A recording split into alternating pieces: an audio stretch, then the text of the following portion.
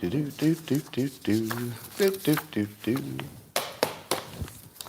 morning, everybody, and welcome to the highlight of human civilization. It's called Coffee with Scott Adams.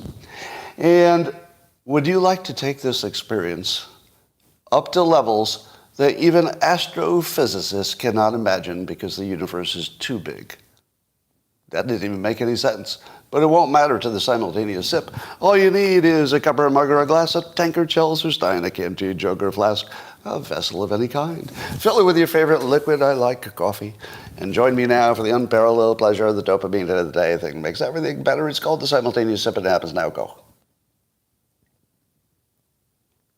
Oh, that was perfect. I'm pretty sure I nailed it, and that's a good sign for the rest of the day. How many of you have ever heard of something called aphantasia? It's the ability to see things in your mind. I didn't know that people were all over the map on that. And apparently there are some people who don't think in images. I don't even know what to think about that, because I only do. And apparently the test, I was just seeing this on Wikipedia or someplace, is if I told you to imagine an apple, and then I said, describe to me what you see in your mind, apparently there's a wide range of how clearly people see the apple. Now, I'm a sort of an artist. I'm sort of an artist by profession. And I can tell you that I can see the apple as clearly as a photograph. How many of you would say that? If I imagine it, it's just like a photograph. Yeah, I can see all the details. I can rotate it. I can change its color, just like a photograph. Now, how many of you would say the opposite? And I think it might be like just 5% of people or less, or fewer. How many of you would say you can't see the apple at all? Is there some who say you can't see it at all? It's just sort of a concept of an apple, but you don't actually see it. So we have some, right? Yeah, there's some people saying that that applies to them too. You know, I don't think there could be a better example of understanding how differently people are experiencing their reality.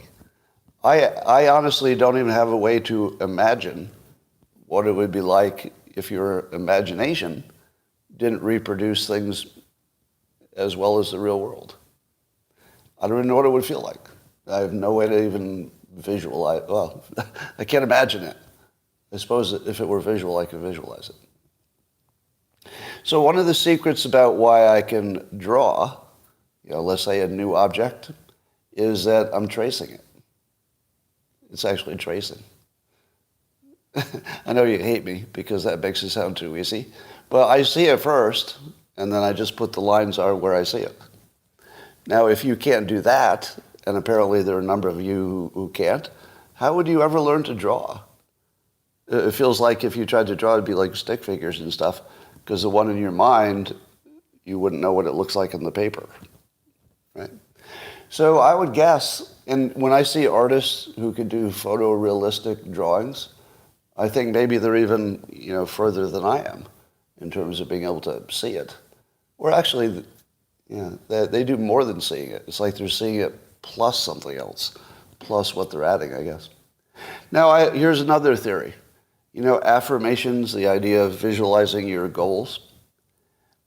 I've had good luck, anecdotally, not scientifically speaking, but anecdotally, it seems like when I can visualize what I want really clearly, the odds of it happening are so close to 100%. And there are things that I tell myself I want that even I have trouble visualizing. It's more of a concept. I don't get those. But when I can see myself standing there, I'm with a person, or I got a bag of money, or something I can really, really see, damn it, it just seems to happen. So that's one of the things I've been hypothesizing over a long time. Is it possible that the more clearly you can imagine something for your visualizations and your attainment of your success, is it possible that actually determines whether you'll be successful? That you can draw up a picture in your head?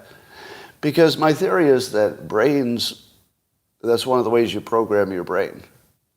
right? If you think your brain is in charge of you and you're just doing what your brain's telling you, you're lost. You're just wandering around.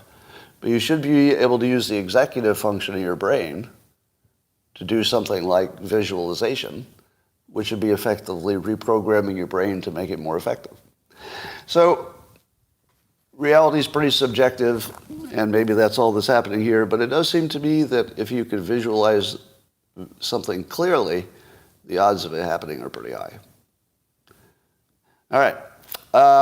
Twitter has become X. So now you're not sending tweets anymore, you're exclaiming. Somebody said that on Twitter. If I remembered who, I'd give them credit, but I don't remember who. I don't think we're going to use that one. We're not going to use that. It's not going to be exclaiming. I think it's still going to be tweeting. What do you think?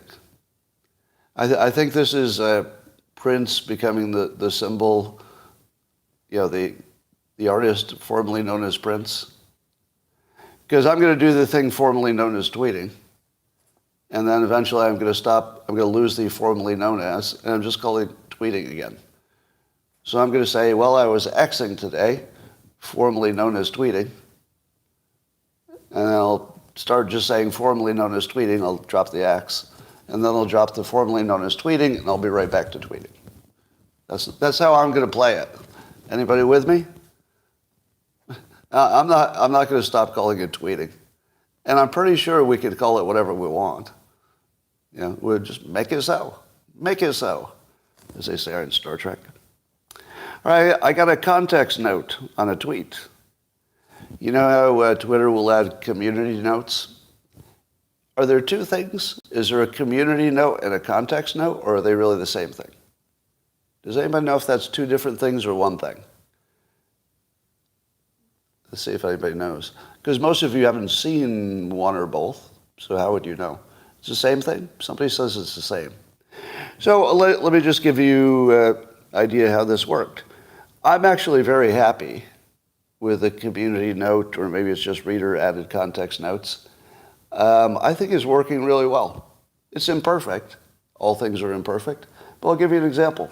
So here's where I got a context note put on my tweet. There was a clip of President Biden with an evil-looking grin on his face, subjectively speaking, according to me, muttering that he would look into Elon Musk and Twitter to see if there were any crimes there. Now, when I saw him muttering that he was going to look into Twitter to see if any crimes were there, I said to myself, what? Since when do you go looking for crimes? That's the scariest thing ever. So I tweeted something about it. It sounded like the plot of a bad movie where there's an alternative America that's been taken over by a dictator. Because listening to Biden say that he was going to look into Musk's purchase of Twitter just to see if there's anything wrong in terms of homeland security, why would there be? Why would there be a problem? Like, what would make you even think you need to look? And wouldn't that apply to every citizen? You know, my neighbor Bob, I'm not aware of any crimes he's committed, but when I talk to him, I'm a little bit suspicious, and I think maybe we should go, overturn his finances and see if we got any crimes there. Nobody would stand for that. But there was the leader of the country standing there saying basically a dictator kind of a statement. Now, the context note was that this was an old video. Is that useful? Was it useful to me to know that this happened around the time of the transaction? It did not happen this week. Is that a good community note? I'd say yes. I say yes, because that's good context. You need to know when stuff happened to understand it in its fullness. So, good note. But it also went on to say that it was more about the question of the original buying of the company. Now, that doesn't change my tweet. Would you agree? It doesn't invalidate my tweet. It just takes a little edge off it, gives a little context. I thought this was all good. Would you agree? This was nothing but good, a good context. And the reason I'm bringing it up is because it happened to me. Trust me, if you get a context note your first reaction will be negative. And to that point, one of the things the context note lets you do if you're the tweeter, maybe everybody, it lets you rate the context note. So the context note kind of rates you, but then you can rate the context note. And my first reaction was, damn it. And I said it was useless. So I gave it a useless grade, and then I slept on it, and I looked at it the next day, and I thought, oh, maybe I was a little hasty. Maybe that context note is 100% accurate and adds something to the understanding of the tweet. Okay, damn it, you're right. So I'm going to give you the win. You get the win, Twitter, the company that formerly was known as Twitter. All right. Let's talk about the summer news. I think summer news is so funny. So summer news usually is somebody misinterpreting a public figure and then pretending to be really angry about it. And that's called summer news. So when Jason Aldean does his song, and people say, we see some racist stuff in there that's totally not there, they go, and they get all theatrically upset about it. But they're not really upset. Literally nobody cares. It's just summer news. And of course, we've talked about Kamala Harris.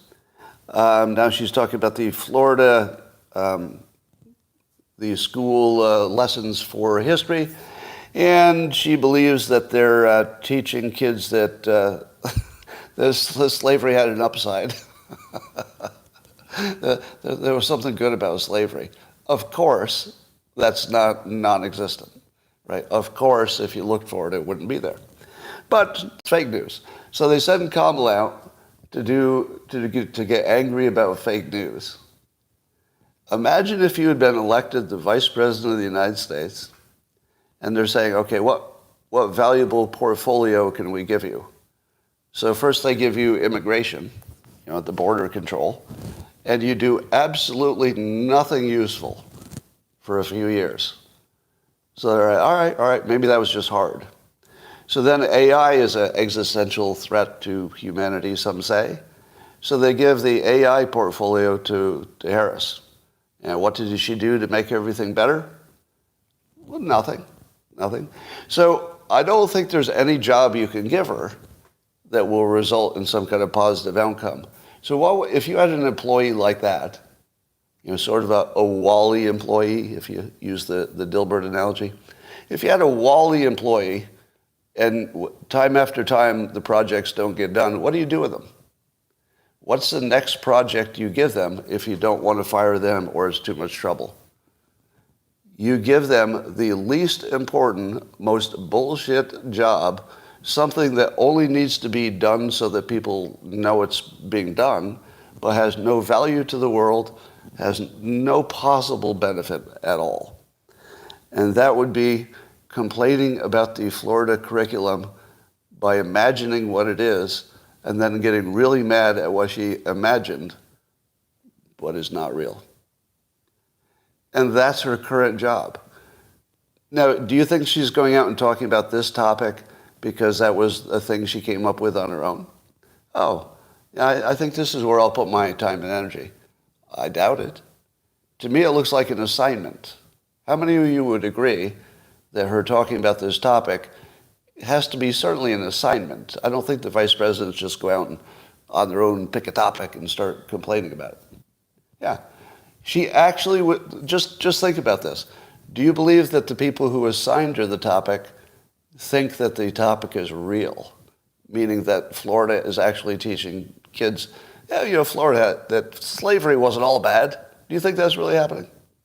Of course not. No, there's nobody in the White House who believes it's real.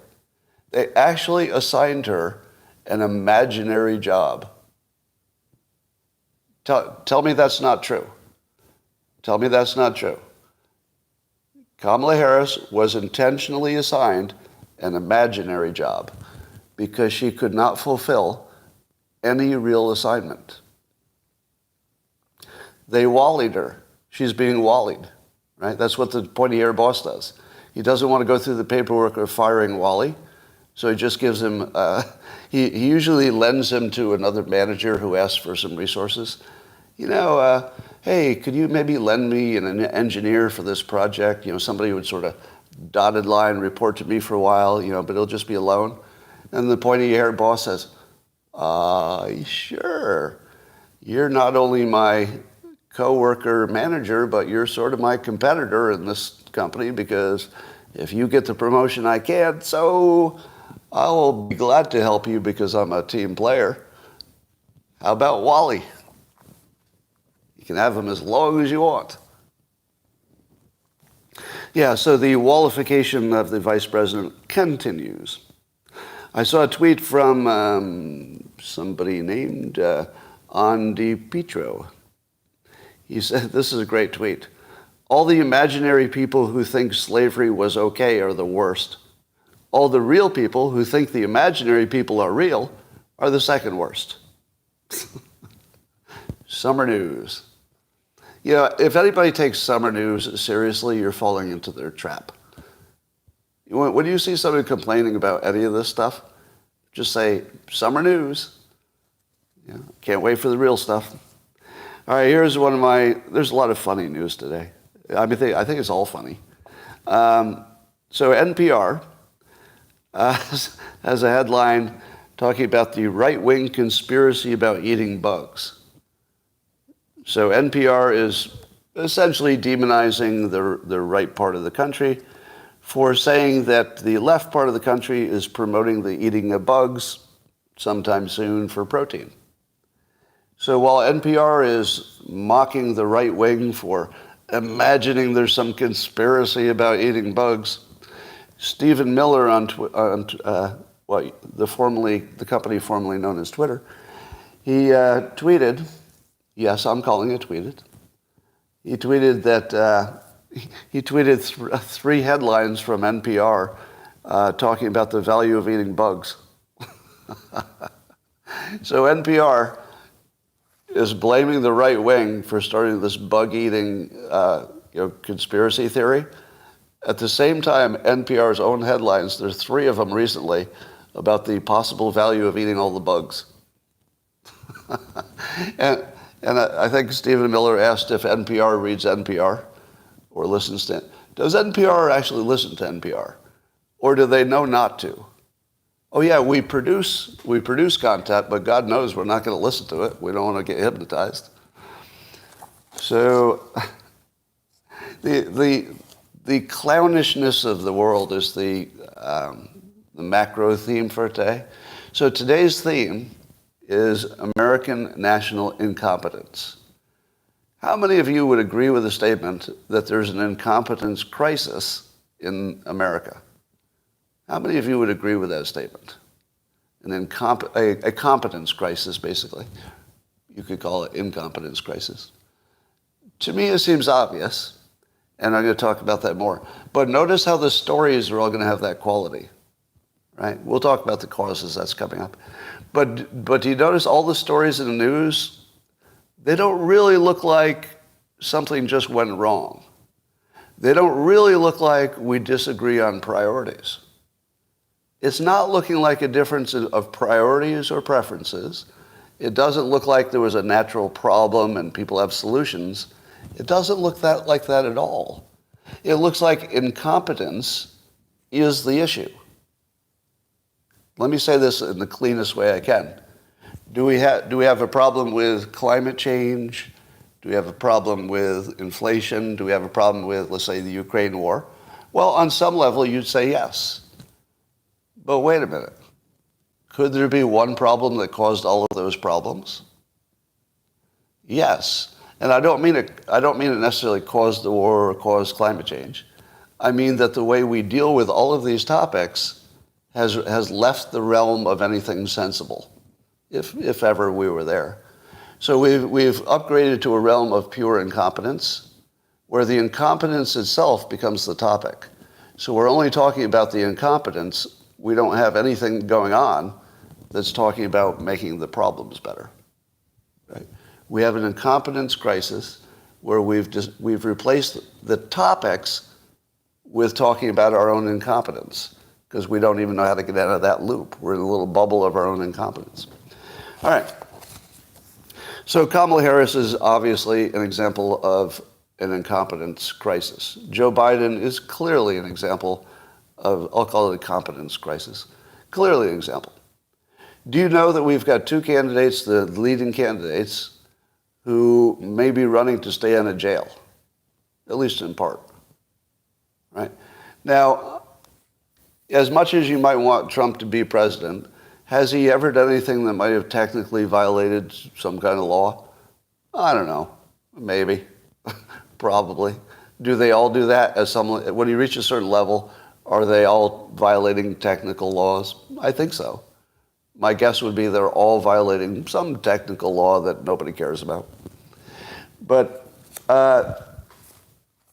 how is it that we've got three hyper-capable candidates, and they're fighting for second place in the primaries? They're not even fighting for second place in the general. So RFK Jr., clearly more qualified than Biden by a lot, fighting for even to be on the ballot and be a second choice. Right? If you look at the Republican side, I think Trump is very capable. He just causes people to lose their fucking shit. Right? If I had one problem with Trump, it's just that. It just causes people to lose their shit. Right? So that's not a competence problem. That's something that just comes with the whole program, I guess. But you look at the capability of Vivek Ramaswamy. Oh my God, do I want that as the model for the future? I just want somebody who's just killing it with competence, and everybody's watching, and your kids are watching. And they're like, did he really do that? Did he just sit down and play concert piano level, and then he went off and played tennis at a college level, and then he started startups, and now he's running for president and making a big dent and changing the world? Is that all the same person? It's all the same guy. It's like one guy. You don't think you want your kids to see that? The talent stack concept brought alive? I mean, he brings alive the talent stack idea, that if you layer enough talents, by working on those talents, you can create something extraordinary from the sum of it. Yeah, quite amazing. And I'll say for the DeSantis lovers, highly capable, very admirable. You'd love to have a president who just demonstrated that level of skill. You could disagree about his preferences and his policies, and you might like somebody better, but is anybody calling DeSantis incapable? Nobody, right? I don't believe there's a single person who says, oh, that DeSantis, he can't get anything done. It's not even part of the question. So we do have super capable people who are fighting to get out, right? I would also say that in the category that I call the internet dads, which includes women, I'm just sort of using it as a label, but the internet dads are showing a level of capability that's just crazy, right? The Jordan Petersons, the David Sacks, the Elon Musks, Mike Cernovich's, I could go on, but you know who they are. You know who the dads are, and if you just read a week of Cernovich tweets, your IQ goes up like 5 points, right? There's some super qualified people who are getting deeply into the process. It's just hard for them to break through past that top crust of incapable people. Yeah, Tucker is another example, highly capable. All right, let's talk more about this same topic through UFOs. I saw Eric Weinstein had a tweet thread on the UFO mystery, I'll call it. I thought he did a great job of summarizing the frustration of all the smart people.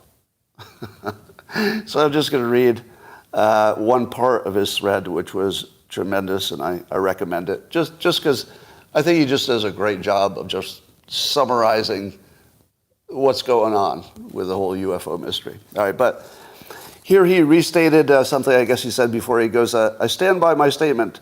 Something is wildly off. And then he gives you the options for what might be happening. A, are pilots or crazy and or liars. So the pilots who claim they see UFOs are either crazy or liars. So as I go, see if any of these make sense to you. B, there is a psyop gaslighting our own people, some kind of government plan to fool us. C, we are too incompetent to call our own people. We are too incompetent to call our own people. Is that a typo or does that make sense to you? We are too incompetent to call our own people? I'm not sure what that one means. It must be a typo. D, there is a secret, long-standing involvement of top scientists. In other words, the top scientists, they know there's something going on, but they're not telling you. E, there are some crazy seagull and mylar balloon effects.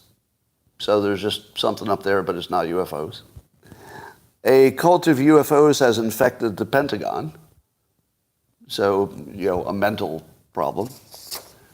Or China and others are taking over our airspace and we're using UFOs as an excuse rather than dealing with the problem. So we're telling the public that it's UFOs when it's really Chinese technology or something. And then I love his conclusion. All right, so this is Eric Weinstein's conclusion of all this confusion. He says, but this is so stupid to be this far in with so much bullshit. ... I'm embarrassed for us. I'm with you, Eric. Same page. It's literally embarrassing. Does anybody have that feeling? Like as an American, I'm literally embarrassed that we can't work through this. I mean, embarrassment, I would say I've removed it from my life as anything that influences me. I'm not bothered by any level of embarrassment. And you shouldn't be either. If you can learn to be free of embarrassment, it's like a freaking superpower. But you know what I'm saying. It's just not a good look. It doesn't bother me to my core. But, I'm not proud of it. Not proud of it. I am not proud of being an American based on this, I am proud of being an American, but not based on this story.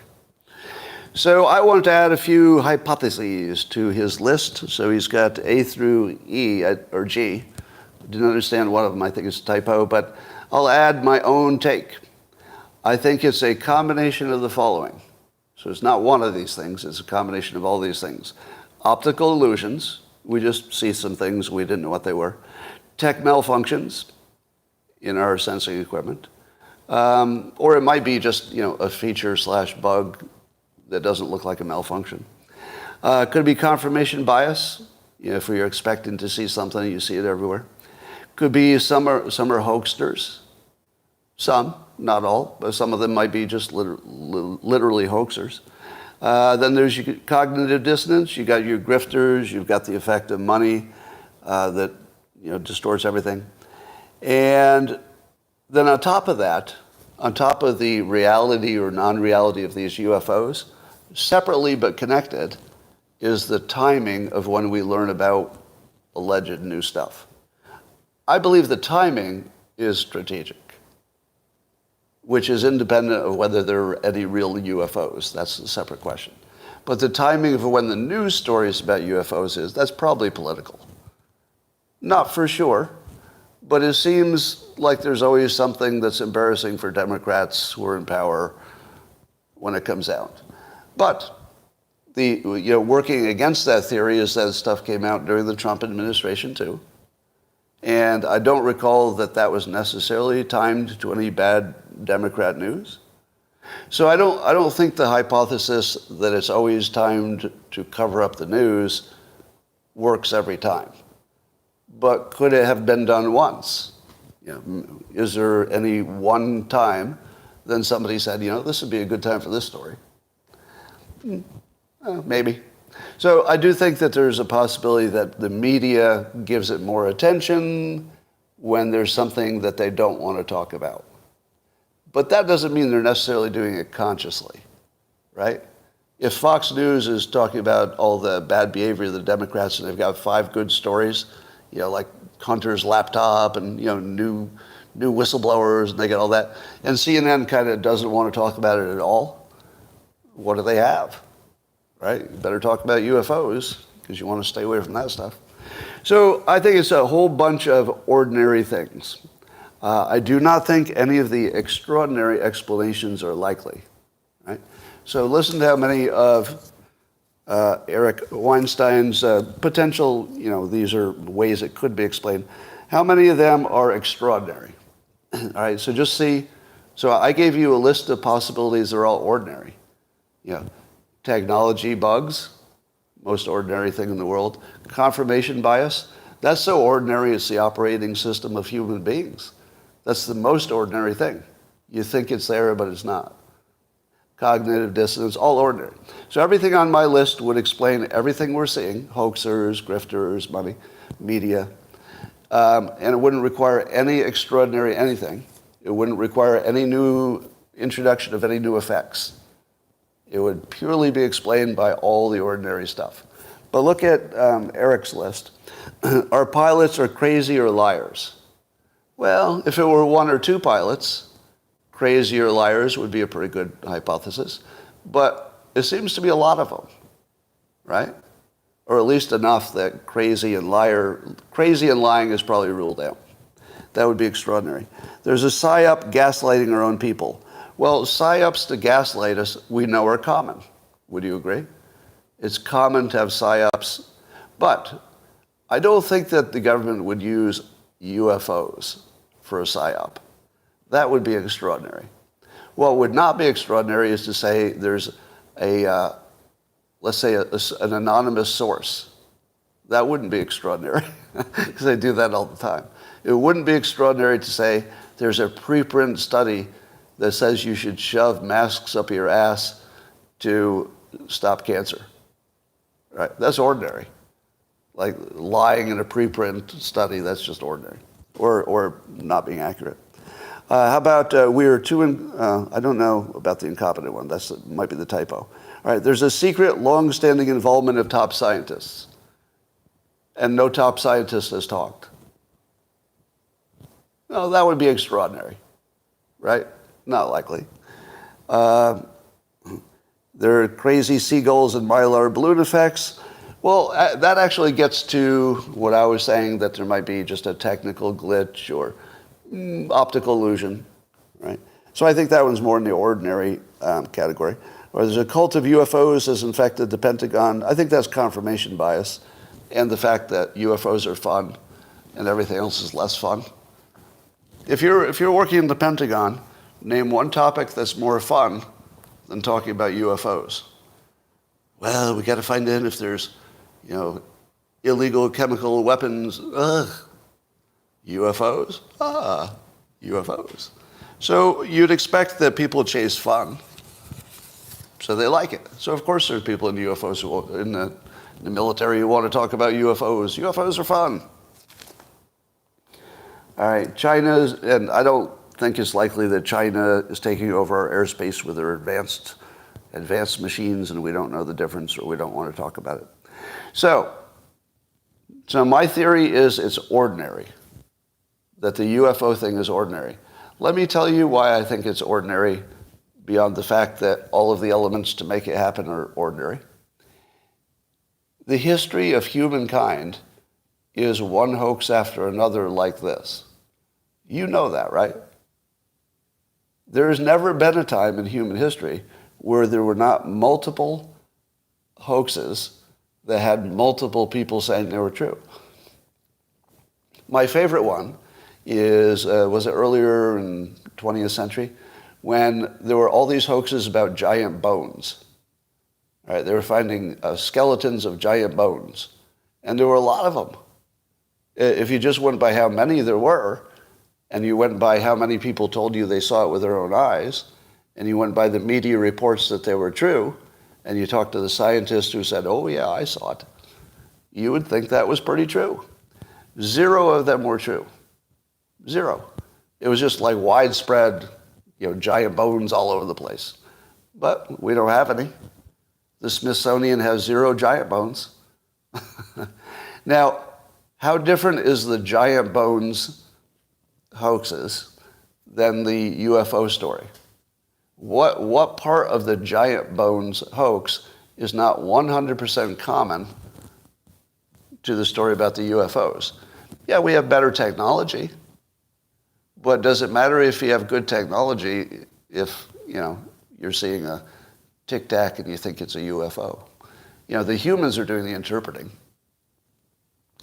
Now, the giant bones hoax period lasted many years, just like the UFOs. Now, you also know, I'm not going to name names, but there have been some modern religions, not going to name any names, that seem to have lots of people who are direct witnesses, and they all saw it, and hundreds, maybe millions of people, joined something that was born just a few hundred years ago. So people massively believing in something that isn't true, including believing they saw it with their own eyes, they heard it, they experienced it, is very common. So if you're asking yourself what's common and what's uncommon, a gigantic hoax about UFOs that lasts for years, has hundreds of direct eyewitnesses that feel credible, has actually technology like radar that seems to be recording it, has every sign for being real, and even the media suggests it's real, none of that has any validity. We have a long history of none of that ever mattering to anything. It's just a hoax. Now, could I be wrong? I hope so. Wouldn't that be cool? I'd love it. Well, unless they're here to kill us. But I would say if you're doing the Carl Sagan analysis, the Carl Sagan analysis is this looks like every other hoax. Why would it be different? This is the extraordinary one? Maybe. But I would say if you're going to put odds on UFOs being real, I'd say 100 to 1 against it. 100 to 1 against it. Based on the fact it looks exactly like every other hoax through modern history. They're all the same. They don't look different. So I asked this question on the service formerly known as Twitter. So I said, if you wanted to figure out, let's say, the truth about climate change, and you had a choice, you could only talk to scientists, just scientists, or experts on the history of hoaxes, experts on the history of media hoaxes especially. Who would give you a more useful answer? The scientists or the people who know what hoaxes look like through history? Well, I think 3/4 of the people who answered that, of course, were biased in their answers, so they said the media hoaxers. And I think that's true. I think climate change is so perfectly like a dozen other hoaxes. Now, when I say hoax, I don't mean that there's nothing true about it. Let me be clear. I think the basic idea that if all else was equal and you added some CO2 to a closed system, it'd probably get warmer. I believe that. Do I believe that that climate change is not a problem because 1 million years ago we had more CO2? Does anybody think that? That climate change is not much of a problem because 1 million years ago we had more CO2. Does that make sense to you?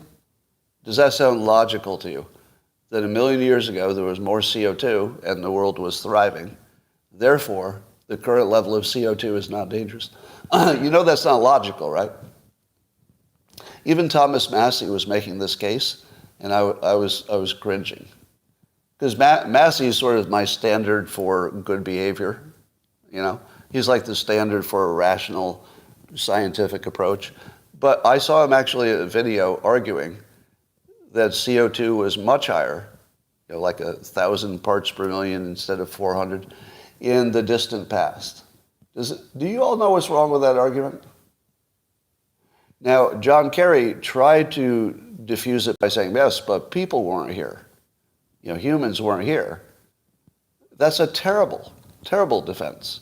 Would you like to hear the good argument and the good defense? Right. Well, there's no good argument. There's no good argument that says 1 million years ago the CO2 was higher, therefore it's not a problem today. There's no connecting logic to that. Do you know why? Because everything was different 1 million years ago. Right? The brightness of the sun was different. The composition of the atmosphere was different. Everything was different. So if everything's different, a high level of CO2 may have been no problem at all. Maybe it was no problem. So John Kerry's correct answer should have been not there were no humans, because what is the obvious thing you say to there were no humans? We were teeming with life. Life was all over the planet. There was probably more life on the planet then than there is now because of the extinction of species. So it's a terrible charge. Massey's claim that it's meaningful that there was more CO2 in the distant past. It is just not meaningful. It is not, because all the other variables were also different.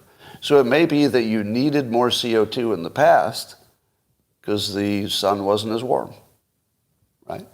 That would be a positive CO2 because it was keeping you warm when the sun wasn't doing its job. But now this is just an example. I'm not making a claim about the sun. I'm using this as an example. But suppose the sun got a little warmer in 1 million years. Well, then you better not have all that CO2, right? So the right answer is all the other variables were different. You can't compare the past. Why is it that neither of them could get that right? And let me check. 100% of you agree, right? Have I convinced 100% of you that I'm right about this? I think I have. It's easy. I mean, the argument is so plain and simple. No? All right, if you disagree, give me one sentence of disagreement. Go.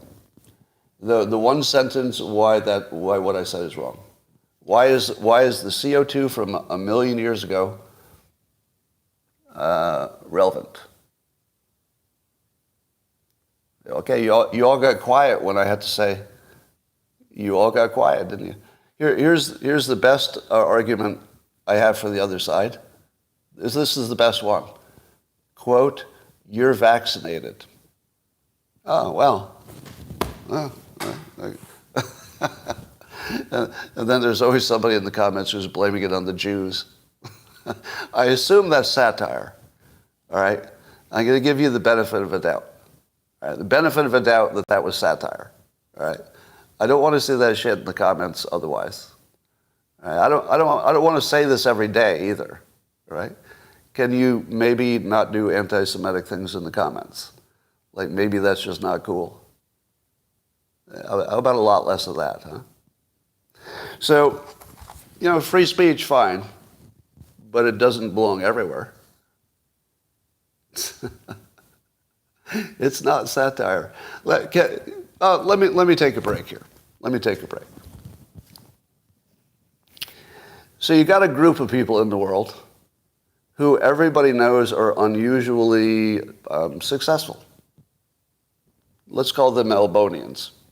And these Elbonians are really good at going to school and getting advanced degrees. And with their advanced degrees, they have lots of opportunities, especially at the higher levels of business and society.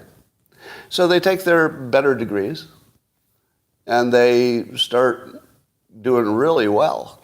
So well that they look at what would be the best industry to be in if you could be in any industry. So these Elbonians that I'm talking about are so well trained, they've got such good educations that they could be in tech, they could be in government, they could be in media. Really, they could just call their shots. And if you were in media, you'd do well. You might even be the boss after a number of years of having experience. So once the Elbonians just sort of worked through the system, just being Elbonians, eventually the Elbonians looked to be dominating a lot of important industries. Now, why is it that they dominate the important industries? And somebody would say Hollywood too, because that influences our minds. Why are all these Elbonians in the important industries? And why do they have all this power? Because they went to school. Would you like your family to be captains of industry and maybe head up a media company someday? How about sending them to fucking school? How about if you send your kids to fucking school, they can be the CEOs of a media company too?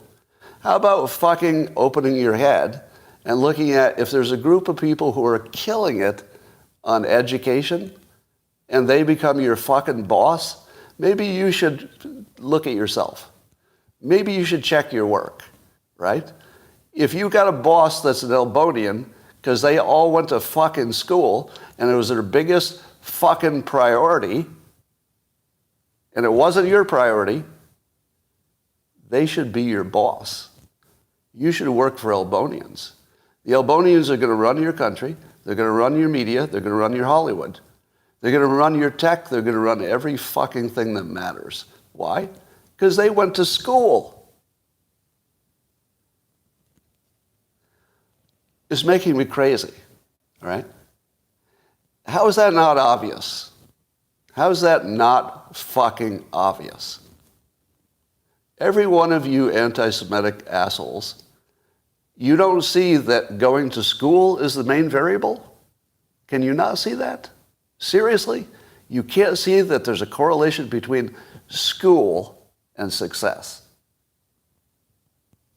All right. Am I the first person to tell you that? Like you've never fucking heard that before? You never thought of it? Didn't have that thought yourself?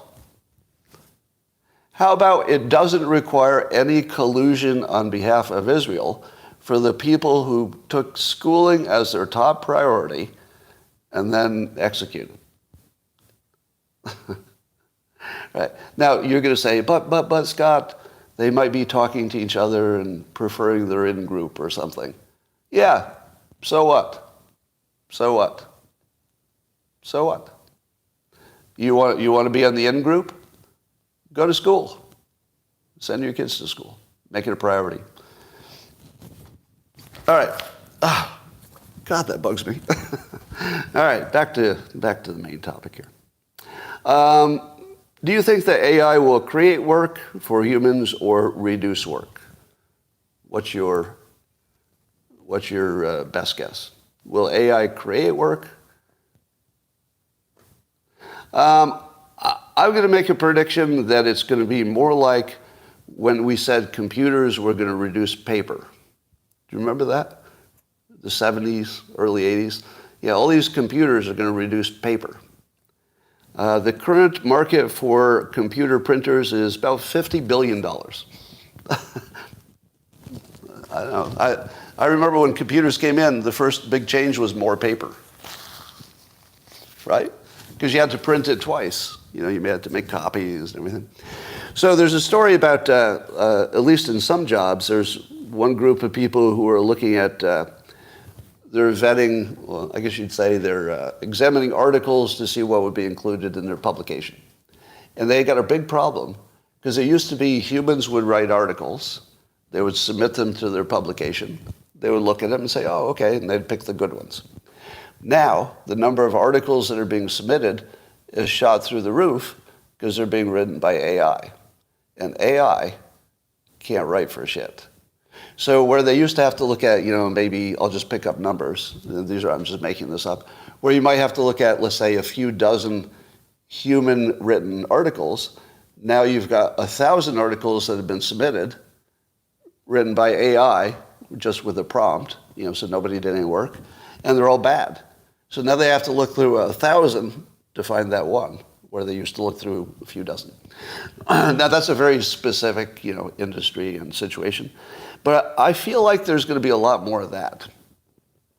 For example, if you said to me in the pre-AI world, I'm in my cubicle, and the boss comes in and says, Scott, I need you to do this task. Now in the old days, I would have a certain set of tools and I'd go work on that task. And maybe, I wish I had AI, because AI would do it better. So that's just the old way. I just go work in the task. What's the new way? The new way is if I know that there's an AI that can help me, I'm going to have to research it, and I'm going to have to learn it. And the way the current architecture is, you might need 2 or 3 different AIs. For example, you might need one AI that creates a photograph that doesn't exist. You use a second AI to animate the photograph into a 3D image. You might use a third AI to add a script like a movie script to animate it into an actual movie. You might use another app to clean up the lighting and fix the sound. So you could end up with, it might take you a dozen AI apps to do a thing. Now, people might be impressed by your thing. It might be great that you did the thing. But all of your normal work, you're going to have to pause and do a deep dive into what AI can do and completely re-architect your business process to do the thing.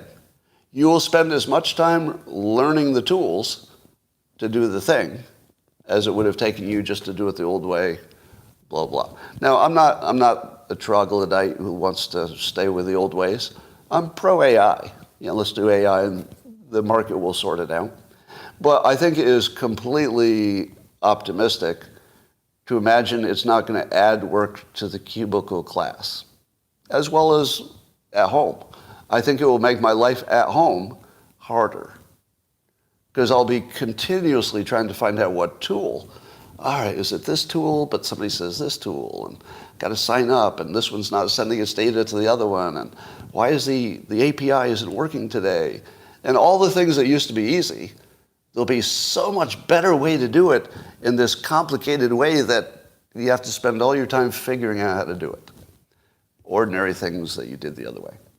Now, in the long run, is it going to make everything better? Maybe. And also, in the long run, there could be fewer computer printers. I don't think we're there, but there could be. At some point, there'll just always be a screen everywhere, so you really will never use a piece of paper. But that might be a long time away. All right, The Hill is reporting there was a survey that showed that remote workers, the ones working at home some of the time, are more productive. Do you believe that? That the remote workers are more productive? How do you think they measured that? Just guess. I decided not to read the article. I read the headline. How do you think they measure the productivity of somebody working at home versus the office? Would it be, I don't know, impossible? Just putting it out there. Is that one of those things that might be impossible to measure? Yes, it is. Yes, it is. It is impossible to measure. So who do you think might have been behind this result that the remote workers are so much more effective? Could it be, I don't know, maybe people who work at home did the survey? Maybe when you ask people who work at home and prefer it, if they're more effective, they say, yeah, I totally have. Do you work more hours? Sure. And when you work those hours in your distracting atmosphere with your dog and your kids and everything, are you focusing better at home? Oh yeah. It's like way better. It's way better. Write that down. A way better focus and so many more hours. Weekends. Sometimes I'm up all night. Sometimes the work is so appealing I just can't stop. Do I need to tell you that this survey is bullshit? I don't really need to tell you that, do I? I wouldn't believe anything in this domain. Now, I'm not saying it's not true. I'm not saying that. I'm saying you couldn't possibly have accurate information. This is sort of like measuring the temperature of the world. Every time somebody says they measured the temperature of the whole world, the average, I just laugh. Do you know why? I was born in the real world. In the real world, you can't measure the temperature of the Earth and compare it to last year. That's no thing. Who thinks that's a thing? Who thinks you can do that? Well, I'm going to say with thermometers. The satellite stuff might be a little closer to something that's real. But who thinks the thermometers put all over the Earth are giving you some kind of good answer? That's ridiculous. Do I have to be a scientist to know that you can't measure the temperature of the Earth? All right. The fact that anybody believes that. Apparently, the American workforce is coming back strong. A lot of people in the 25 to 54 year age are hitting the market. Is that a good thing or a bad thing? Way more people are entering the labor market openings. So they do have openings, and more people are going in. Now, this is the Wall Street Journal who reported this. Is that a good thing or a bad thing? Do you think it would help or hurt the competence of the economy? Lots more people going to work. You think it's good? Which people didn't have a job already? The competent people or the incompetent? Which ones were already employed? Were employers mostly preferring the incompetent, while the highly capable people were just sitting it out? But now they've decided, this would be a good time to go back to work. I don't think so. I think the capable people already had jobs, and that the employers are lowering their standards to fill positions, just like the military is, right? The military is doing the same thing. So wouldn't you say that this good news, that the labor force is really strong and people are going back into it, is that as good as it sounds? I mean, it's good that they get paychecks, so it's good for the economy. But if you're looking at the competence of the country, it should take it down. Would you agree that that seems like a cause and effect of bringing in people who are not already well employed? All right. I'm going to give you a little story before I talk about Americans' incompetence problem in a little more detail. I've got a friend who, when he was 16 years old, and he's in my age range, so this was long ago, when he was 16, his father owned a bowling alley, and then his father got a better offer, better job at a big corporation. So rather than closing or selling the bowling alley, this 16-year-old was asked if he wanted to just manage the bowling alley, just run the company. He was 16.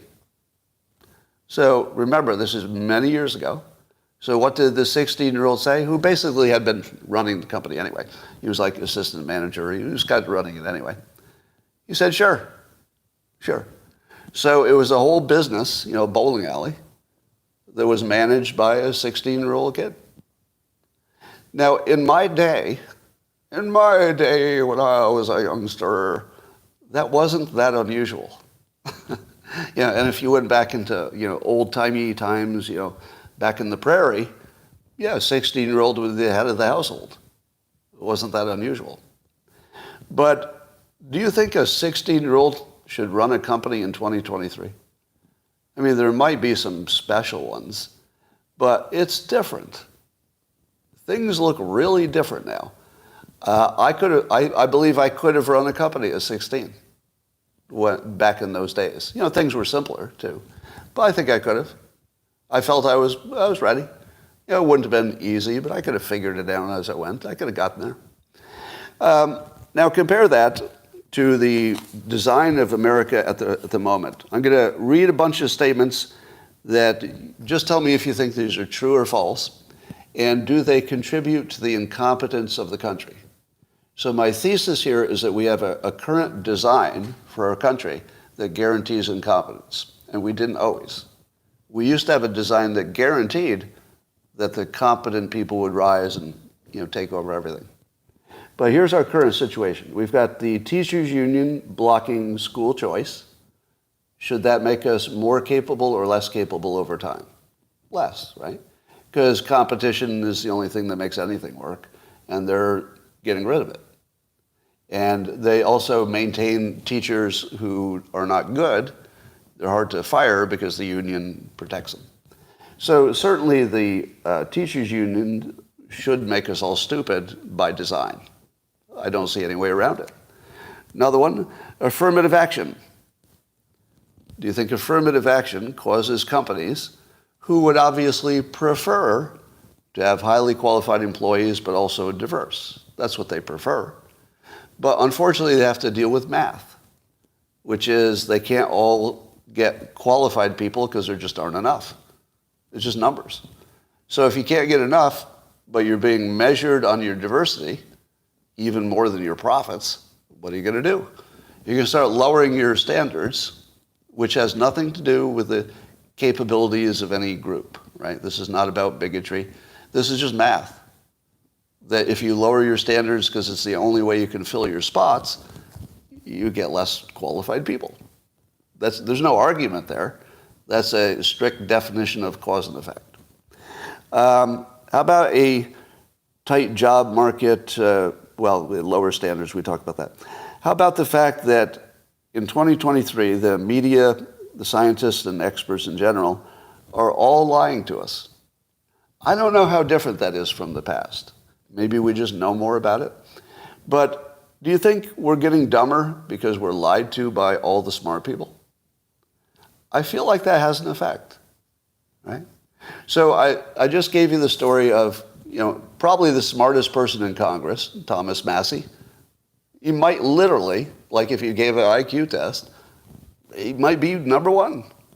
And then John Kerry is no slouch, right? You might disagree with him, but he's not dumb. He's a real smart guy, super smart guy. Those super smart guys were arguing about CO2 a million years ago, like it mattered.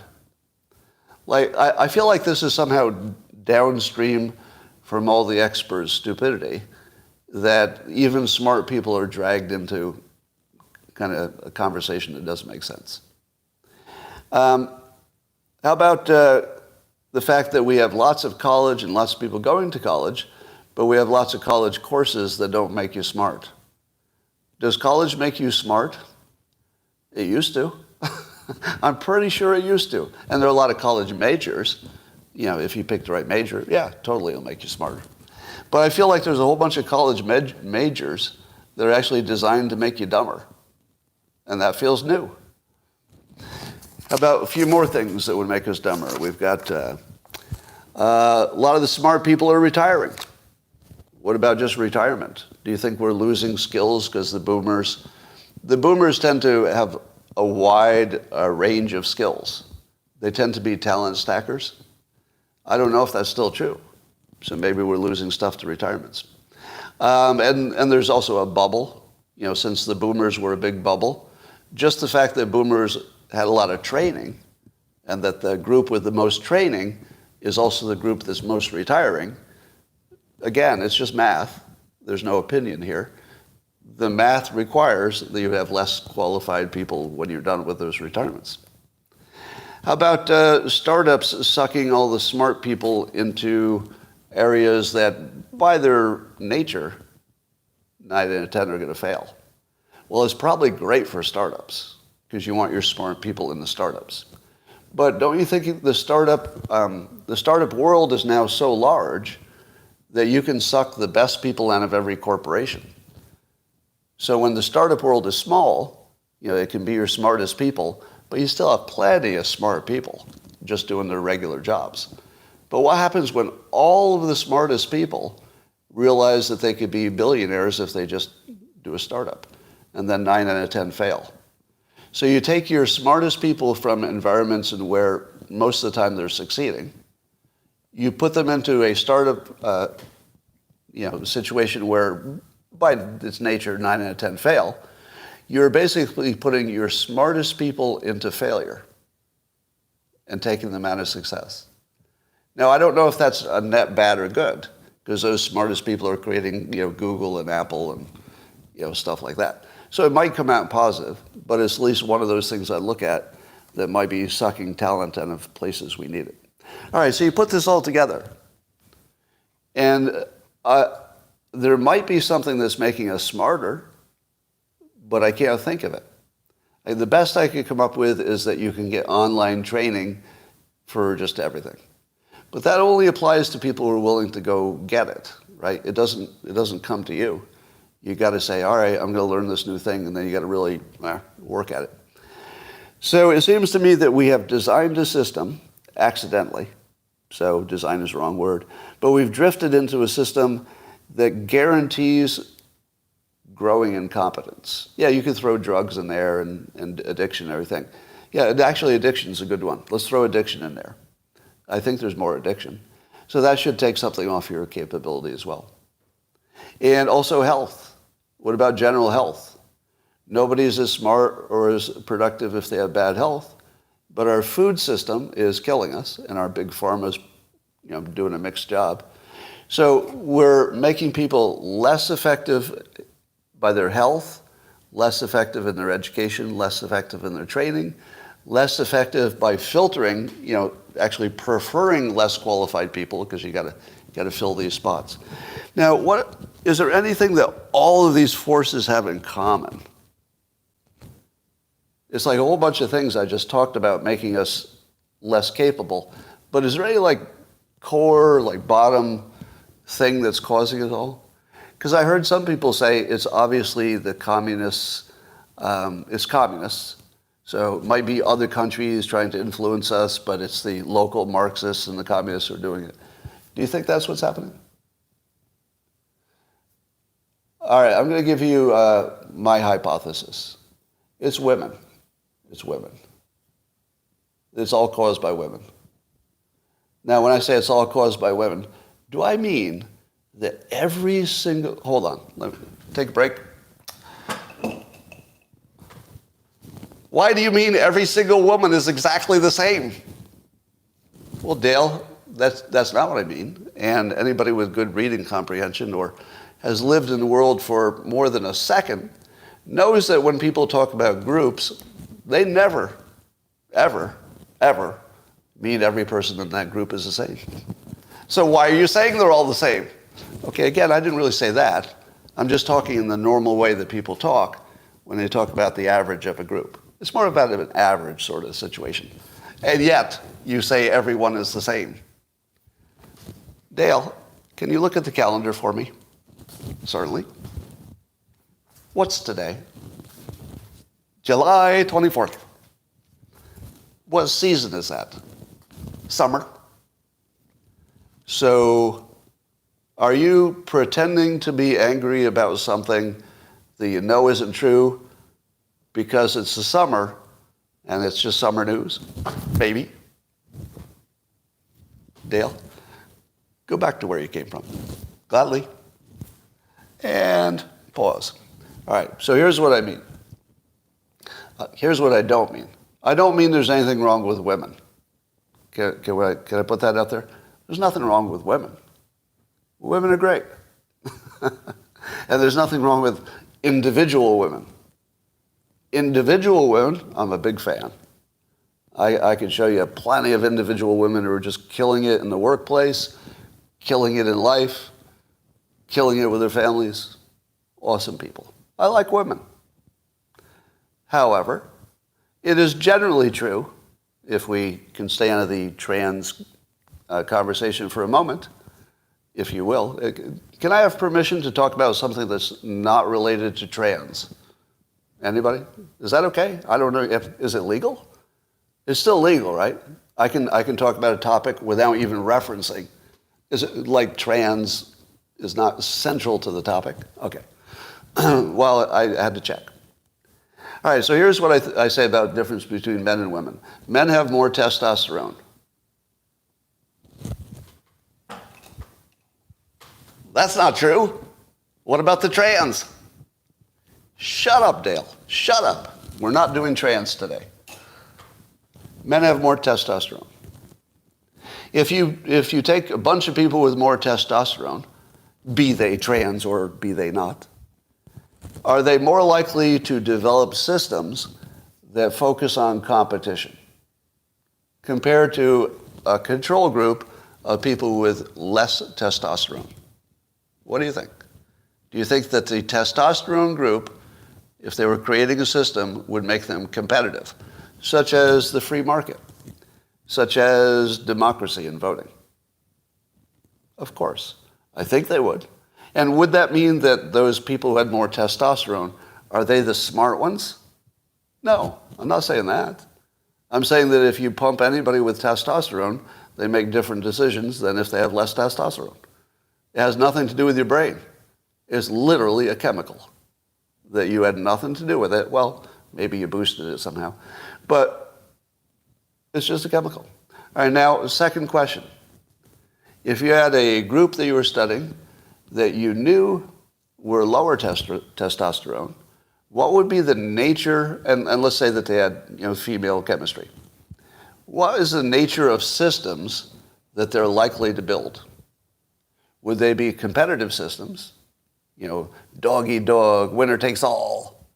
Or are they more likely to be a sharing, communal kind of a situation where no one is left behind? Well, I mean, you know the answer, right? Don't you? Yeah. And is there anything wrong with a cooperative system that leaves nobody behind? It sounds great. It's exactly how you want your family to work, right? Yeah, you want your family to work that way. That is a family frame. You're not going to let the weakest child die, right? You take care of your whole family. But if you take these two groups who are individually and as a group awesome, so let's say that women are awesome individually and as a group, and let's just be charitable here and say that men are awesome individually and as a group. Nobody's better, nobody's worse. But one group has more testosterone, and that predicts, I believe it predicts a set of actions in general. Again, not every person, but in general. And I believe that everything we're seeing of this growing incompetence in America, and I'll just read you the list again. All right. As I read you the list, ask yourself this. If only men had been involved, would they have designed these systems? So you got the teachers' unions, run by a woman, very dominated by women. You've got affirmative action, which I'm sure has more women promoting it than men, at least really caring, because women would be more benefiting. The job market, that takes care of itself. How about the media, science, and experts lying? I don't think that has to do with women. I would say that I wouldn't blame that on women. How about useless college classes? Well, the only reason that useless college classes exist is that people sign up for them and they pay for them. Who is signing up for the useless college classes? The non-stem cell women. Okay. And again, that's an average. It's not meant to represent any one woman. The people retiring, that's just happening on its own. And startups, apps on its own. Yeah. So some of these are just an effect of where we are in the economy, but others are clearly because women dominate policy. Do you think that's a true statement, that women dominate policy? I think it's guaranteed by the nature of men and women that women eventually would dominate. And the reason is that a lot of these questions are kind of close. The reason that there's any conversation at all is that reasonable people can disagree on what to do.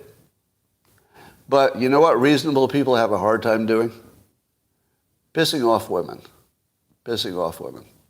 If you put me in a situation where I'm just analyzing, the risks and rewards and which one's better, and there's no outside force, I probably get the right answer more than not. This one's better than this one. But if you put on top of it, can you analyze these two forces? But let me tell you in advance that if you decide that one of these is better than the others and it's the wrong one, you're going to be fucking canceled. Because women. Because women exist. Right? Which one am I going to choose? I'm going to choose the one that doesn't get me canceled, doesn't give me a fight when I go home. Right? Women are very influential without having, let's say, power on paper.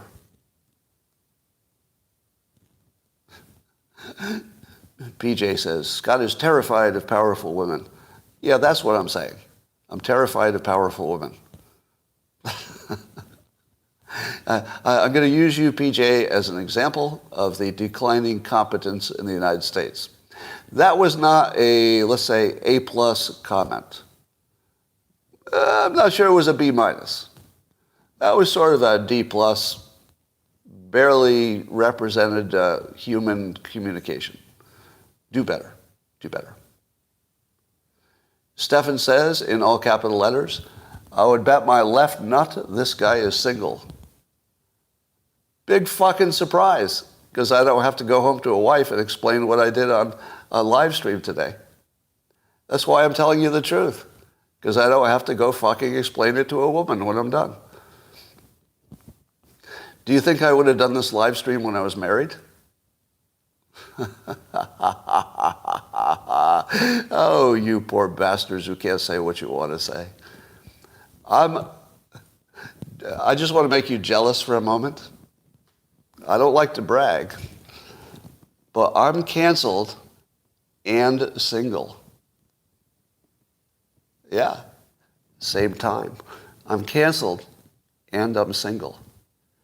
I can say any fucking thing I want. And I'm rich. I can say any fucking thing I want to anyone. Well, unless somebody might beat me up. So I think you should sit there in the silent jealousy that I have that thing you crave, the ability to say what I want. Yes, I think that the political power of women is destroying the country. And I'm not sure I would even change it, because who wants to take political power away from, citizens of the United States? I don't have a solution.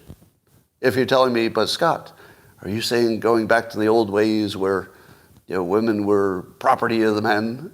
No, I don't have a good idea. I literally don't have a better idea. I'm just describing the current situation. If you're trying to understand why we are where we are, maybe you understand it better. I'd love to see somebody come up with a solution. I would say that one solution is Vivek, right? Vivek Ramaswamy is saying directly, strongly, clearly, and with a good argument, I'm going to get rid of affirmative action because it's counterproductive for everybody. And so that's the solution. So I guess I would promote that, and I am backing him. So. But it's important to understand it. You don't have to get mad at each other for that. All right. I saw a tweet by Canna Anna, who said in her tweet, it still shocks me that the, quote, educated class is the easiest manipulated class. Do you know who knew that the most educated are the easiest to manipulate? Well, hypnotists and magicians have known it forever. So have fraudulent psychics. I remember the Amazing Randy, a magician who used to debunk, frauds. And he was famous for saying that it was easier to fool a scientist than an average person. Because the average person is not confident in what they know. So they'll look at something and say, I don't know, that looks sketchy to me. I don't know the details, but it looks sketchy to me. You fool a scientist with a magic trick, and the scientist will say something like this. Well, I can see no way that could be a trick, so probably you're talking to spirits. Right? So in other words, you can be trapped by your own discipline and say, all right, well, I've considered every possibility that's not talking to the dead, and here's the dead talking to me, so I'm going to have to rule out all the other possibilities because I can think of no hypothesis that would be an alternative hypothesis. Given all the controls that you put on here, given the fact that I got to check the room, and given the fact that I really, really made sure there was no magic trick, and then those ghosts were talking, I heard it with my own ears. So I have to conclude, from a scientific perspective, having totally controlled the environment and then seen the results of the experiment, I have to conclude that the dead do talk to us, and I saw it myself. Now, you take a non-scientist and put them in that same situation, and they're sitting in the room, and the psychic's like, oh, your grandmother is talking to you. And the ordinary person says, I don't have time for this bullshit. Seriously? And they get up and they walk out. Because the ordinary person is just going to say, I don't really have to do a lot of research on this. It looks like bullshit. It's bullshit. It's kind of like what a lot of you did with the pandemic. I think it's the funniest thing that the experts got everything wrong. I mean, it feels like the experts just got everything wrong. And the non-experts got a lot right. Not everything probably, but a lot. And what were the non-experts, what was the rigor that the non-experts were putting into it? So, you're telling me that this is the only virus in the history of humanity that does not give you natural immunity? Just this one. Huh. And at the same time that the virus doesn't give you natural immunity, which is weird, there's a pharma company that spun up a solution in 1 year after saying it couldn't be done in 30. 1 + 1. That's, okay, I'm not very smart, but you got the 1 plus the 1. I think that's 2. And that was like the public. And the scientists were saying, but what about that randomized controlled trial paid for by the people who want the answer to come out one way? What about that? So you can see that the scientists were trapped in their professions, right? They had to use the tools of their profession to understand reality. And the tools of their profession were corrupted by the other people in their profession. So they used corrupted tools, the studies and the data that was bad. And then they had great confidence because their entire life would be meaningless and their life would be ridiculous if they'd been scientists in a world where studies don't mean anything, right? The scientists can't live in a world where they realize they've dedicated their whole life to a field in which the data just doesn't mean anything. So therefore, when scientists were presented with data, of course they checked to make sure it was peer-reviewed and stuff like that. They said, well, it's probably convincing because it's data. So there is a reason that the professional class is the easiest to fool. Now, if you said to me, I want you to discover some new information that nobody knew before, I would talk to the scientists. I would not talk to the average person. Would you agree? Discovering new things, yeah, let the experts work on that. They're going to get there faster than I am by guessing. But once they come up with their solutions and their policies and, here's what we ought to do, that's when the public gets really, a little bit curious. Oh, so you haven't discovered a new thing. Rather, you've discovered that this thing called a virus is the only thing that doesn't give you natural immunity. All right, that by its nature, that should not have been credible. All right. RFK Jr., I love what he's saying so much, I'm just going to read it to you. Ken Agoa, the great, tweeted this, but it's from RFK Jr. Quote, the White House had deployed an army of federal agencies, including the CIA, FBI, DHS, and IRS, and many others, to threaten Facebook, Google, and Twitter with withdrawing their Section 230 immunity, which is an existential threat. So yes, we had free speech, but you had the agencies of the government telling the platforms for our free speech that if they didn't restrict our free speech, they would lose their Section 230 immunity, which would allow them to be sued for misinformation on their platforms. So they would be out of business pretty quickly. All right, so RFK Jr. paints a picture where the government does use this trick of threatening the 230 status of the platforms to make the platforms be their bitches. All right. So we now have a very direct and documented connection of the government making the platforms their bitches about free speech. There's no question about that now, right? Everybody agrees? That is established as a fact. The government used threat and coercion to turn the platforms into their bitches, to make them do what they wanted. Now, the platforms, if you looked at the communications, it sort of looks like the platforms are happy to do it. It looks like they also have an incentive to get rid of bad actors. They also would like to have no Chinese trolls on their platform. So there's, the Venn diagram of what's good for the platform and what's good for the country is pretty extensive, right? Neither the platform nor the country wants China to be influencing your opinions on social media. But when it gets to that free speech part, that's where we go different directions. Public wants free speech. Government might think there are some cases where that's a bad idea. And so they threaten the platforms. Effectively, they create a way to squelch speech without looking like the bad guys. Because you don't see their fingerprints until all this documentation comes out. All right, so RFK Jr. goes on. Those companies cannot exist without immunity. That's that Section 230 thing. And they were told that if they did not censor the president's opponents and critics of these policies, they would lose that immunity. I'm editing a little bit, but then he goes on. With the intelligence agencies, many of them, although not all of them, are now serving the purpose of enriching the military-industrial complex and expanding its power for some military contractors. Here's the kill shot. My uncle, JFK, my uncle recognized that the function of the CIA had devolved into providing the military-industrial complex with a constant pipeline of new wars in order to enrich military contractors and expand the power of the intelligence apparatus. That's so well said.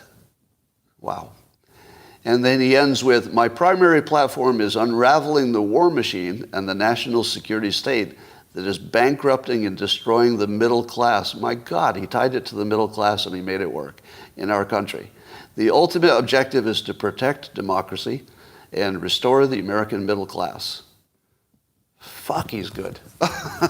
He's just so good. Like, these Kennedys could just do this shit, can't they? The Kennedys, they just have the gift of gab or something.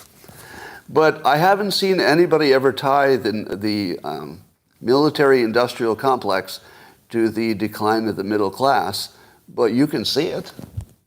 You can see it. Your brain connects them as soon as he says it. It's just brilliant. Now, I'll say again, RFK Jr., Vivek Ramaswamy, and I'll throw DeSantis in there too. Super capable. We're so lucky that they exist. All right. Along those lines, I saw a tweet saying that BlackRock was going to make $1 trillion rebuilding Ukraine after the military-industrial complex and their backers made $1 trillion destroying Ukraine. Is it true that our economy is literally designed to destroy countries for profit and then rebuild them for profit, with that profit coming from the taxpayers and the middle class? Sure feels like it. Now, I don't know how much of that is intentional, but this is one of those cases, and I usually don't say this. I usually say that we just got here because the variables, turned the way they did. I usually don't go for the conspiracy theory. But it's hard for me to look at Iraq and Afghanistan and Ukraine and imagine that this isn't true. It looks exactly like what's happening. It looks like the intelligence agencies start a war that didn't need to be started, and then the military contractors clean up, they destroy the country, and then when you're done, another group of bastards make money from the taxpayers to clean it up. Yeah. So could RFK Jr. actually change that situation? Probably not without getting assassinated. I didn't want to go there, but he is really he's on the hottest third rail of all third rails. There is no third rail that's hotter than this one. And he's standing on it with both feet and shouting. He's basically saying, shoot me. And the balls on these Kennedys, I saw Bill Maher try to bait RFK Jr. into talking about Bill's theory that the Kennedys do risky things. They do dangerous stuff, both for entertainment and in their professional lives. Well, RFK Jr. is the perfect example of that. His entire career before now was doing really dangerous stuff, going up against Big Pharma. How dangerous is it to go up against Big Pharma? Well, he found out. He got as canceled as a canceled person could be. And he went from canceled to running for president. So instead of running away, he ran at it. Like the pillbox is like tearing him apart, and he's running at the pillbox with a hand grenade saying, well, we'll see how this ends. To me, it looks like it's me or you. He's not saying these words, but RFK Jr., to me, it looks like he said, I'm going to die doing this. I think he just offered his life. And seriously, I think he seriously offered his life. And I think that if he got assassinated doing this, he would die happy if it meant that we understood the problem and then maybe did something about it. I don't know. This is the kind of patriotism I don't think I have ever seen. I'm trying to see if there's... This is the highest level of pure patriotism I've ever witnessed. Now, I would say that Trump is up there too. Trump may have some, other things going on, but I think Trump is a patriot. And I think that maybe his co-biggest incentive, other than he might want to be president, I think his co-biggest incentive is that he's a patriot. And he took on enormous risk. The size of the risk that Trump took on to enter politics at that level, you got to appreciate the risk he took. That's a patriot. That's the real thing. So to have two of those in the race, two people who I would say literally put their life on the line to make America better. Literally put their life on the line. Now, I think Vivek is a patriot at the highest level as well. He doesn't have the same risk that these two had, but boy, does he have a risk too. He's lucky that he already, cashed down his company, so he got rid of his company risk. But his reputational risk is extreme. Extreme. So these are people who are really they're laying it down for the country. Somebody said on Twitter today that I'm too pessimistic. And I think maybe on Twitter it looks that way because the things I tweet tend to be about problems. But I'm not that way. I'm actually very optimistic. I think there are things happening right now in the world that are tremendous. And this is right at the top of the list. This is the best field of candidates in my lifetime. Right? I'm not saying wasn't, maybe you like Reagan or something. But for a field of candidates, this is really impressive. All right. New way of making fake news. This is also an RFK Jr. story. The ties to method. If you want to smear somebody, you say they have ties to something unsavory. So this is what, who did this to RFK Jr.? This was some illegitimate publication. Some investigative journalist, I forget who it was. Was it Rolling Stone? Somebody will tell me. Look in the comments. But anyway, so RFK Jr. was accused of having ties to the ultra-MAGA Republicans, having ties to them, because that would smear him because he has ties to the bad guys. Do you know what the ties were? Do you have any idea what those close ties were? It looks like in some contexts they use the same accounting firm. They used the same accounting firm. That was the close tie.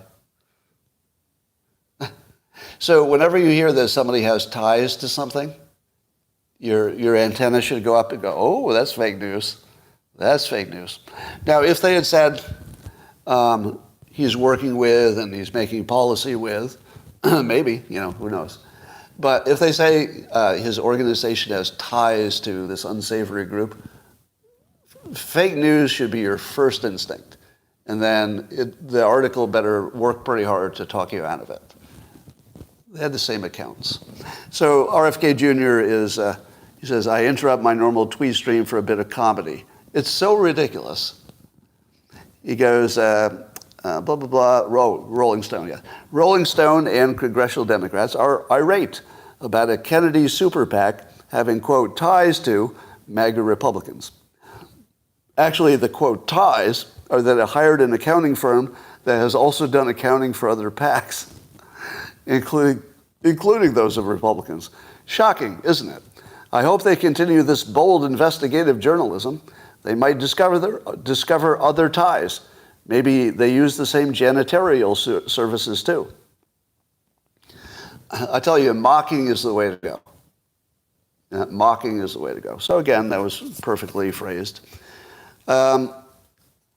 Jonathan Turley is writing about all the Democrats who now want to basically ignore the rulings of the Supreme Court because they don't like them. Apparently there were two professors, a Harvard law professor and an SF State University professor, who were calling on Joe Biden to defy the rulings of the Supreme Court if he considers the rulings mistaken.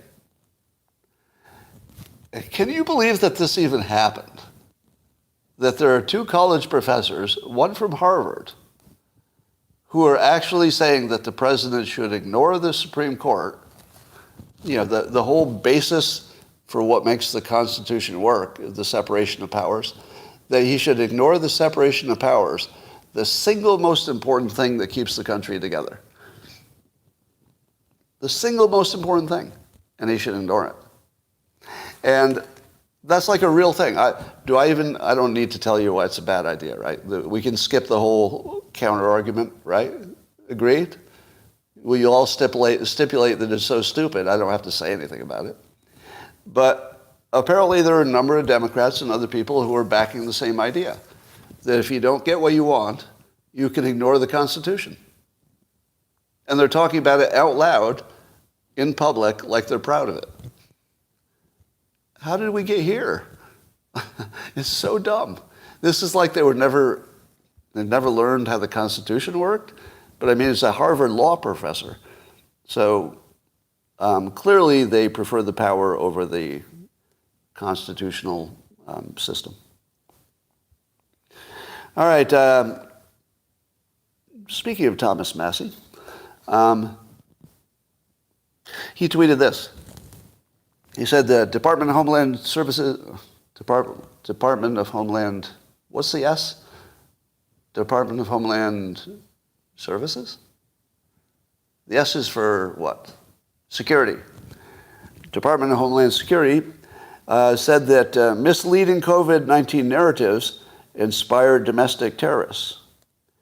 All right, so the Department of Homeland Security, they're protecting us. So this is our government protecting us. And they're worried that misleading COVID information narratives would make more domestic terrorists. So as Thomas Massie points out in his tweet, what were some of those examples? What were some of those so-called narratives that were going to cause some kind of domestic terrorism? So he lists them. Natural immunity is real. Vaccinations don't stop the spread. Most masks don't work.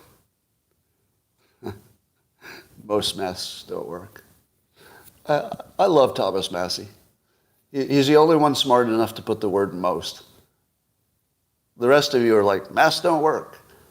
And then I have a heart attack. I go, come on, you can't say that's not an absolute. You tell me if you wore your N95 for a 2-minute interaction with your 80-year-old grandmother, it wouldn't give you anything. Nothing at all. All right. I'm anti-mask, by the way, very anti-mask. But I love that Massie is smart enough to say most masks don't work. I would have added most masks don't work, in 99% of situations. But in the narrowest of situations, maybe a little bit, just not enough to have a mandate. Mandates are unconstitutional, people were saying, and the virus came from a Chinese lab. So basically 5 examples of things that the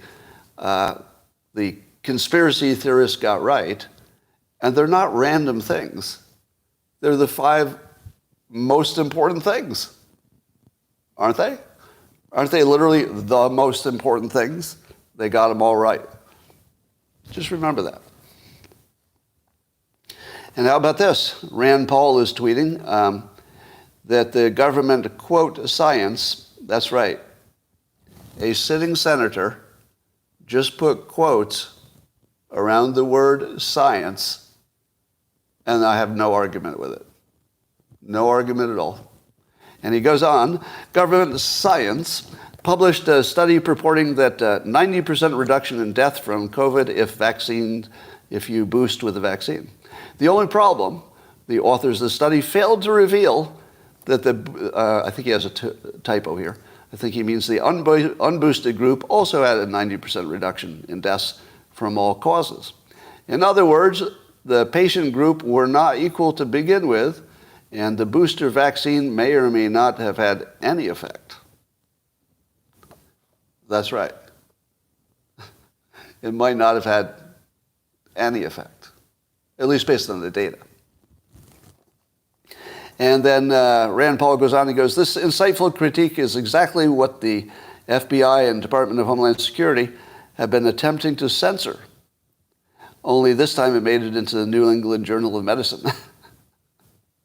So the New England Journal of Medicine can print it, but all the other people who said it was obvious, they couldn't say it. I guess they didn't have enough science backing them. But can you imagine that pretty much the whole argument for boosting came from people who couldn't read science? They didn't know what the study did or said, didn't know how to design it right. And even the author of the study said, oops, yeah, you're right. Imagine that. The author of the study, once it was pointed out that it was a ridiculous study, said, oh, yeah, well, that's true. and we set our policy on that. We determined our policy on that. Are you ever going to trust another study about anything? Amazing. So, there's another competence problem. And apparently the new news on Hunter Biden is that, I guess, who's the Archer, who is Devin Archer was a partner with Hunter Biden. Apparently he's going to testify, or already has, that Hunter Biden participated in over 24 calls in which his father was on the call for these businesses that Joe Biden says he had no knowledge of. That's right. There are 25 instances or so, 24 or so, instances we have good information from Devin Archer that Joe Biden was on the calls. 24 times-ish. And he said he had no idea of what his son was doing. And that they were just overtly, selling access. Now, of course, Devin is facing jail. So I would want to be careful that he didn't work out any kind of a deal. But I haven't heard that. So you don't want Devin Archer testifying about anybody else if he's worked out a deal, because that means he might have an incentive to lie. So I would be careful about that. I would be careful about anybody who's looking at jail time for his own work, talking about anybody else. But I guess we're going to hear about that pretty soon. And then this question of whether Joe Biden fired the prosecutor who was looking after the Burisma stuff. Do you think that Joe Biden fired him just to protect Hunter and Burisma? Or did he fire him because the international community was asking him to fire him? Because both were true. So apparently both were true. That it was true that the international community was asking for that same guy to be fired. And it was also true that Burisma's senior management, this is the new information, Burisma's senior executive, at least one of them, very much wanted, they actually tried, and it's documented, to get Hunter to use his connections to get that guy fired. So I'm a little confused. If the international community wanted this guy fired, that sounds like it's legitimate. And if Joe Biden did it for any reason at all, but also the international community wanted it done for their good reasons, he's in the clear, at least on that. To me, it wouldn't matter that there's also somebody in the company who wanted him gone, because you know somebody in the company wants him gone, and you know they would try to make it happen if they could. So I don't know how to, is it possible both are true? And what does that tell you? It's true that the international community thought the prosecutor was bad, but it may also be true that he's going after somebody that you're protecting. So he could be bad, but also doing something that wasn't necessarily bad for once. Right? It's a little confusing. I'm not sure anything is going to hang on this, you know, the firing of the prosecutor. But it's very sketchy. It's very sketchy. All right. That, ladies and gentlemen, concludes what must be called the best podcast you've ever... Oh, shit. Well, that went pretty long. All right, I didn't know I was going that long. I have something blocking my clock. I normally don't do that because I'm looking at a clock, but there's something in front of it today. So sorry I went long, but I'm sure it was the exact thing you needed today. Probably the best thing you've ever seen in your life. YouTube, thanks for joining. I'll talk to you tomorrow.